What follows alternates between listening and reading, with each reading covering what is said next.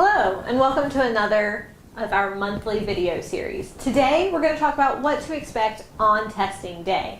It's a question we get fairly often, so let's walk through the steps, shall we?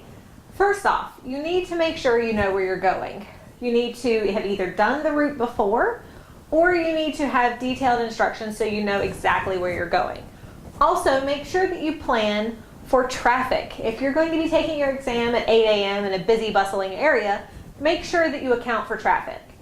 I usually recommend that people are there a little bit early, if not a lot early, depending on the type of test taker you are.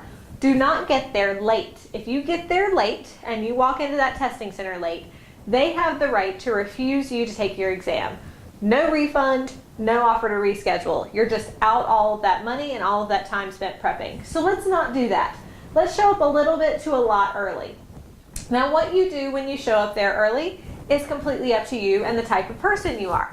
So I have people that get there early who want to take a few laps around the parking lot. I have people who get there early who want to do some last minute cramming. I have people who listen to the radio. I personally love to read, so I usually make sure I stop in a really good place on a book. I save it for exam day. I get there about 20-30 minutes early, and I spend 15 to 20 minutes reading a really good book. So I am happy and relaxed when I walk into the testing center 10 to 15 minutes early. Whatever works for you is totally fine with us. Just make sure you're there a little bit early. If you're there a lot early and you're ready to go, if they have space, they'll let you go ahead and test early. You're just not allowed to test late. So you walk into the proctoring center. Only take in your ID and your keys. Maybe a snack and a drink if you're going to need a snack and a drink in the middle of the exam. If you take a medication, reach out to the proctoring center prior to test day. Make sure that they're going to let you take the medication in the middle of it, or whether or not you need to reschedule your test. Most proctoring centers, if it's a required medication, most proctoring centers are really great about working with you as long as you reach out to them in advance so that they can get everything in order for you to be able to take your medication in the middle of your exam.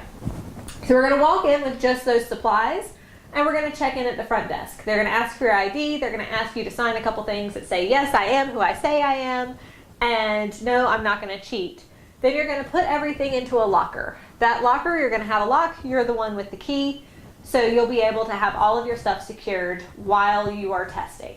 That person is then, the check-in person is then going to walk you into your proctoring room, at which point you might have to do a palm scan.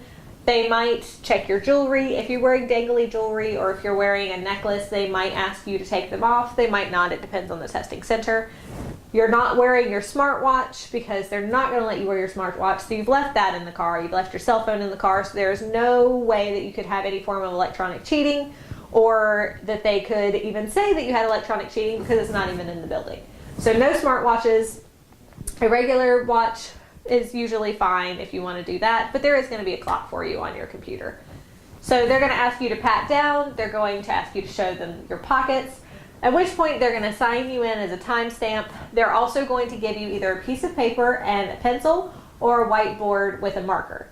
They're going to walk you into the room and they are going to assign you to a computer, at which point a tutorial is going to start.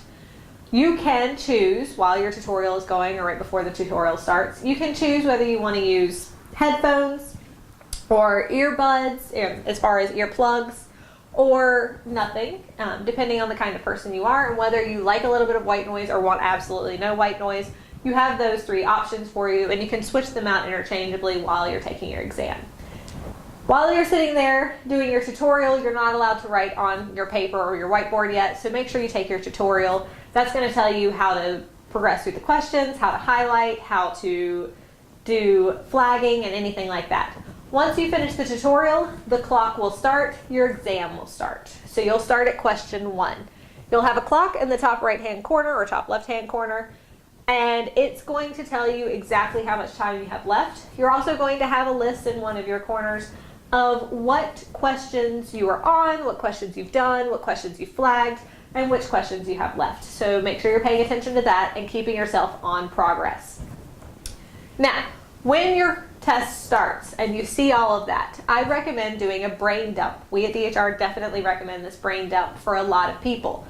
What I mean by a brain dump is anything that's particularly difficult for you, you should write down. If it's laws that you need to remember, if it's formulas, if it is our 7 princes, write it all down. If you need to write yourself a note of, hey, make sure you breathe, or hey, make sure you take a break halfway, whatever you need to do, you have that option of this paper and this or this whiteboard so that you can write those down for you.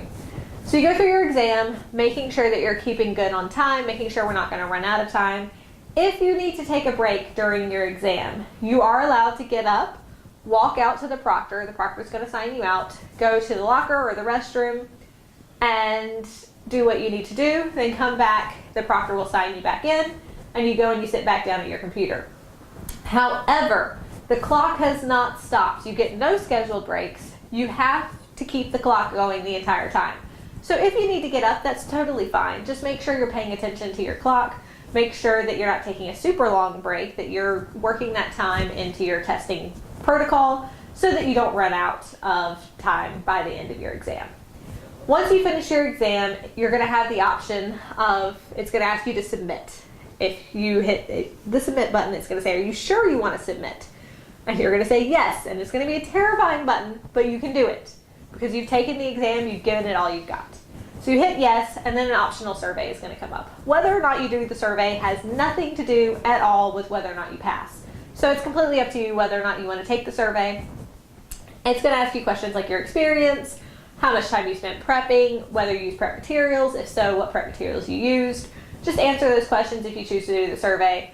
And then one of 2 things is going to happen. Either you're going to have a quick flash up that says congratulations or we're sorry, and then a whole bunch of words after that, but those are the only words we care about, let's be honest. Or it's going to just go black and you're going to shut it down and go to your proctor.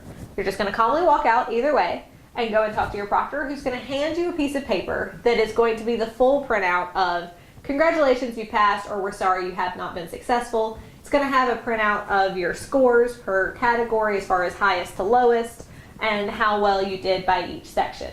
You're then going to go and get your stuff out of the locker and leave the proctoring center, and you're done. You've taken your test. That's all there is to test day. It's not that big of a deal, but it is nice to know ahead of time because it's one less stress you have to worry about on an already stressful day.